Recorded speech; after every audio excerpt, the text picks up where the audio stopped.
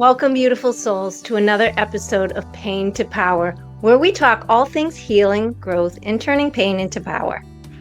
Today, I would like to talk to you about changing your belief system. Something I would like for you to consider is that we all live in the world according to our beliefs. And most of the things we believe are not generated by our own conscious thinking. Instead, the majority of our thoughts arise from the impressions of outside sources. Have you ever noticed that you react to something in a way that feels almost automatic, as if it's wired deep into you? That's because in so many ways, it is. From the moment we're born until around the age of 7, our minds are like sponges. Psychologists often call this the imprint stage. During those years, our brains operate primarily in what's called the theta state, a very absorbent subconscious state where we're not analyzing, questioning, or filtering. We're just receiving. Think about a little child hearing these things over and over again. Money doesn't grow on trees. Boys don't cry. Don't be so sensitive. Good girls don't talk back. You have to work hard for everything. At that stage, we don't pause and say, I wonder if that's not actually true. No, we simply absorb it as fact. We internalize it, and then without realizing it, we carry those messages into adulthood, where they quietly but powerfully shape how we see the world. But the good news is that we are fully capable of reshaping our beliefs and changing the trajectory of our lives. One belief that stuck with me for many years was the idea that expressing my needs was somehow selfish. That if I asked for help, it meant that I was weak. These beliefs caused me to be overly independent and feeling like I needed to control the outcome of all circumstances. It wasn't until much later that I realized two things. First, these beliefs were not true, and second, I hadn't created them. It was impressed upon me by my childhood circumstances and the beliefs of those that surrounded me. And it was holding me back from authentic connection. Most of us are still living through borrowed beliefs. Beliefs that were impressed upon us before we even had the ability to decide whether or not they would help us or hinder our progress. Some of the most common ones that I've heard in my own life and from clients and friends are, I'm not good enough. Love has to be earned. Money is scarce. The world is unsafe. People can't be trusted. Sound familiar? The tricky part is beliefs don't just sit in our minds. They become the invisible script that we live by. They influence how we show up in relationships, how we approach our careers, how we treat our bodies, and even how much joy we allow ourselves to feel. For example, if you carry the belief that you're not good enough, you might constantly overwork or overgive or sabotage relationships because deep down you can't accept love without proving yourself. If you hold the belief that money is scarce, you might play small, never invest in yourself, or always feel anxious no matter how much you earn. It's not that the world is inherently unsafe or that love really has to be earned. You are worthy of love simply because you exist. It's that our beliefs shape our perception, and perception shapes reality. Now, here's the part that lights me up, and I hope it lights you up too. Beliefs are not set in stone. Yes, they feel ingrained. Yes, they make you feel it's just the way I am. But the truth is, beliefs are flexible. They can and should be questioned, challenged, and rewritten if they're not serving you. Both neuroscience and spirituality tell us the same thing. We are never stuck. Neuroplasticity, the brain's ability to form new connections, means that every time you think a new thought, you're literally rewiring your brain. In spirituality, it's the same principle. When you choose a new perspective, you shift your vibration and life starts to meet you in that new space. For much of my life, I believe I had to make everyone around me happy. My husband, my friends, my family. In serving that belief, I neglected my own needs, and without realizing it, I damaged my relationships. I covered my discontent with alcohol, anger, impatience, intolerance, and judgment, both towards myself and towards others. When you don't honor your own needs and constantly put others first, resentment quietly grows, even towards the people you love the most. But when I finally paused and began showing up for myself, something cracked open in me. I realized I could overcome past conditioning and let go of old pain. And when I did, love began showing up in my life in the most unexpected and beautiful ways. So, how do we actually do this? How do we start unraveling the beliefs we've been carrying around for decades? Here are some tools that have worked for me and for many others. Number one, journaling prompts. Grab a notebook and ask yourself, what's one belief I hold that feels heavy or limiting? Is this belief absolutely true? Where did it come from? Whose voice is it? What would be possible if I let this belief go? Number two, noticing patterns. Look at your relationships, your work, your daily self-talk. Where are you bumping into the same wall over and over again?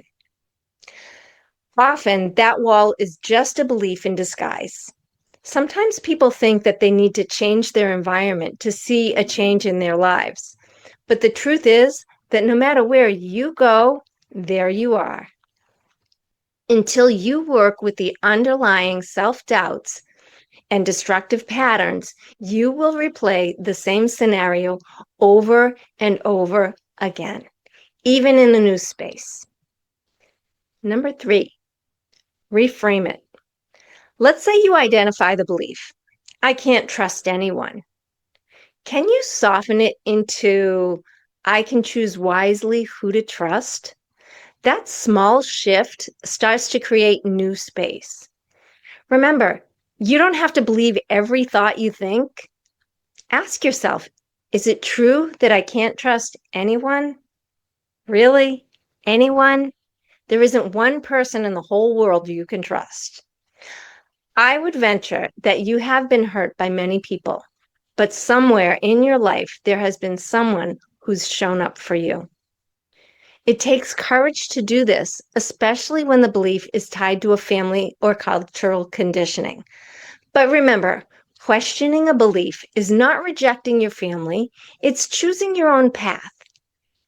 Once you've questioned a belief, the next step is to consciously choose a new one.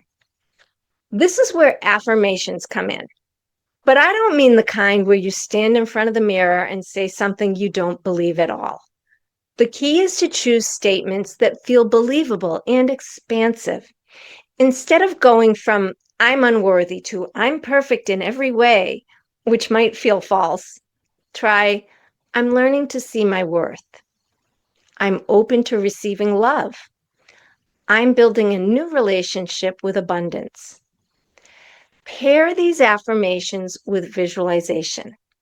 Imagine yourself living from that new belief. What choices would you make? How would you carry yourself? What energy would you give off? And surround yourself with expanders, people who are already living the way you want to live. If you want to believe that healthy love is possible, spend time around people who are living in a healthy relationship. Their example will start to retrain your subconscious that it is possible for you too. It's often said that you are the sum of the 5 closest people you surround yourself with. Do you spend time with people who uplift you and support you, or are your closest friends giving off negativity? It may be time to explore some new connections. The most beautiful part of this whole process is that questioning your beliefs opens you up to wonder. When you loosen your grip on the rules you've been living by, life becomes an adventure. You start to notice synchronicities. You find yourself saying yes to opportunities you would have dismissed before. You discover parts of yourself you didn't know were there. If you're in a safe space, I invite you to close your eyes for a moment. If you're driving or walking, just listen along and let the words land. Take a deep breath in and out.